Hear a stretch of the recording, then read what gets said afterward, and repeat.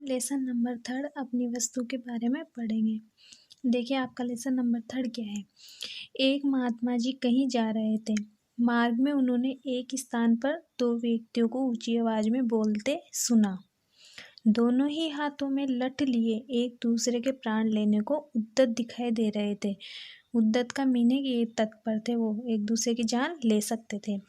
एक कहता था यह मेरी भूमि है और इसका स्वामी हूँ, जबकि दूसरा उस भूमि को अपनी ही बतला रहा था। उस भूमि पर अपना अपना स्वामित्व जतलाने के लिए दोनों ही क्रोध से लाल पीले हो रहे थे।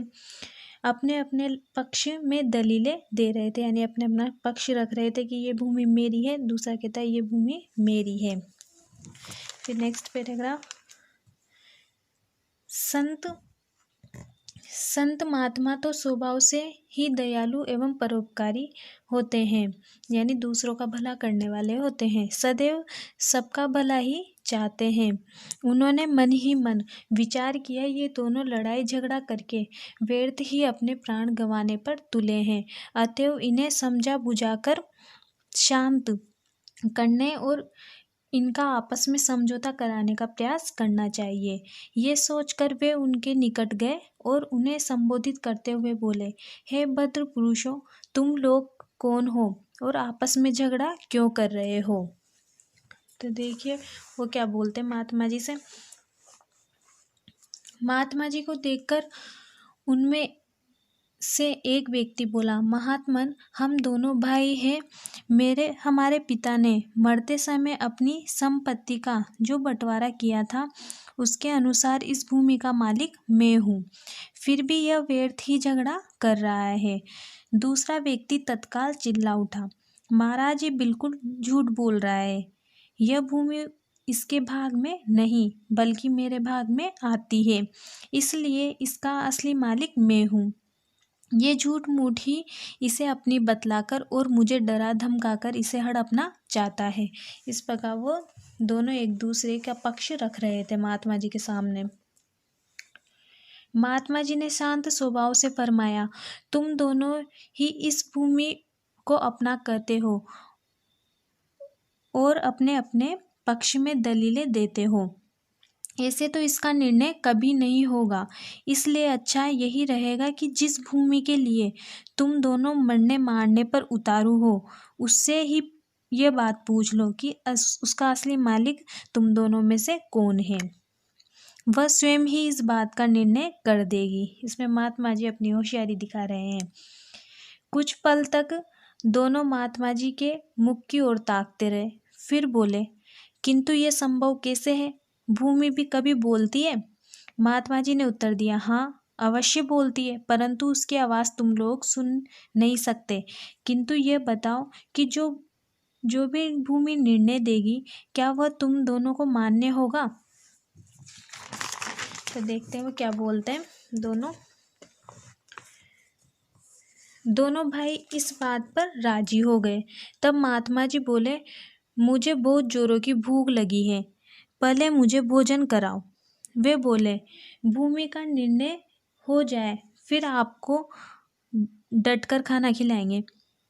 महात्मा जी ने कहा, भूमि का निर्णय तो हो ही जाएगा, वह कहीं भागे थोड़ी ना जा रही है। पहले भोजन हो जाए ताकि मन मस्तिष्क कुछ ठिकाने आए, इसलिए तुम दोनों अपने घर से भोजन ले आओ, तब तक हम यहीं बैठते हैं। यह कहकर महात्मा जी एक पेड़ की छाया में बैठ गए। दोनों भाई घर गए, अपने अपने घर से भोजन बनाकर ले आए। महात्मा जी ने उन दोनों को बैठ जाने को कहा। तत्पश्चात उन्होंने भोजन के 3 भाग किए और दोनों भाइयों को भोजन करने का आदेश देकर स्वयं भी भोजन करने लगे। इस प्रकार ऊपर की सब बातचीत तथा भोजन आदि में लगभग 2 घंटे लग गए। महात्मा जी की इस समय कार्यवाही का उद्देश्य केवल यह था कि दोनों का क्रोध कुछ कम हो जाए, ताकि उन्हें समझाया बुझाया जा सके, और हुआ भी यही। ये दोनों जब भोजन से निर्वृत्त हुए, यानी भोजन खाकर फ्री हुए, तो काफ़ी शांत थे। उन्होंने महात्मा जी के चरणों में विनय की, महाराज ये भूमि तो कुछ बोलेगी नहीं, इसलिए आप ही हमारा निर्णय कर दीजिए।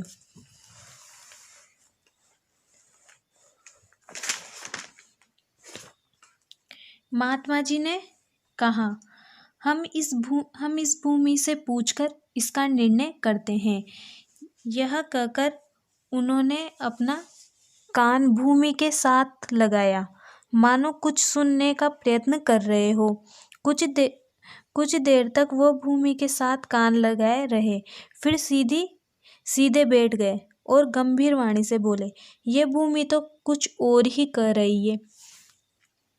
दोनों भाई बोले, महाराज भूमि क्या कह रही है? महात्मा जी ने कहा, यह भूमि कहती है कि ये दोनों व्यर्थ ही मेरे ऊपर अधिकार जमाने के लिए झगड़ा कर रहे हैं, क्योंकि मैं इन दोनों में से किसी की भी नहीं हूँ।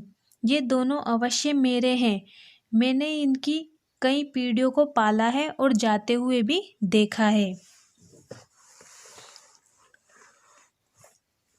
महात्मा जी की बात सुनकर दोनों भाई बड़े लज्जित हुए और महात्मा जी के चरणों में गिर पड़े। महात्मा जी ने लोहा गर्म देखकर चोट की और उन्हें समझाते हुए कहा, तनिक विचार करो कि जिस भूमि के लिए तुम लोग आपस में झगड़ा कर रहे हो, क्या वह आज तक किसी की बनी है जो तुम लोगों की बन जाएगी? मनुष्य मेरी मेरी कहकर व्यर्थ यत्न करता है, यह नहीं सोचता कि इनमें से कुछ भी मनुष्य का अपना नहीं है। बड़े बड़े छत्रपति राजा, जो बड़े बड़े राजा होते हैं, वो छत्रपति राजा भी इन्हें अपना अपना कहकर ही चले गए, परंतु साथ क्या ले गए? कुछ भी नहीं। वे जैसे खाली हाथ संसार में आए थे, वैसे ही खाली हाथ इस संसार से चले गए। सही है, सबका सब कुछ यही रह जाता है। तुम लोग भूमि के इस छोटे से टुकड़े के लिए झगड़ा करके अपने अनमोल जीवन को नष्ट करने पर क्यों तुले हो? यह भूमि न तुम्हारी है और न ही तुम्हारी बनेगी। भूमि ही क्या, संसार के जितने भी पदार्थ है, धन संपत्ति है, मकान आदि है, इनमें से कुछ भी तुम्हारा नहीं है। तुम्हारी अपनी वस्तु तो केवल भजन भक्ति और तुम्हारे अच्छे कर्म है, जो लोक परलोक के संगी साथी है।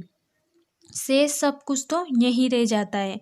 अतएव आपस में लड़ने झगड़ने और मनुष्य जन्म के मूल्यवान समय को व्यर्थ नष्ट करने की अपेक्षा अपने जीवन को अच्छे कर्मों और नाम सुमरन में लगाओ, ताकि तुम्हारा लोक परलोक संवर जाए। दोनों ने महात्मा जी के चरणों में गिरकर अपनी भूल के लिए क्षमा मांगी। उस दिन से सबके साथ प्रेम का व्यवहार करते हुए अपने समय को भजन भक्ति में लगाते हुए अपना जन्म सफल करने लगे। इस तरीके से ये दो व्यक्तियों की और महात्मा जी की कहानी थी। इसके क्वेश्चन आंसर आपको PDF में सेंड हो जाएंगे।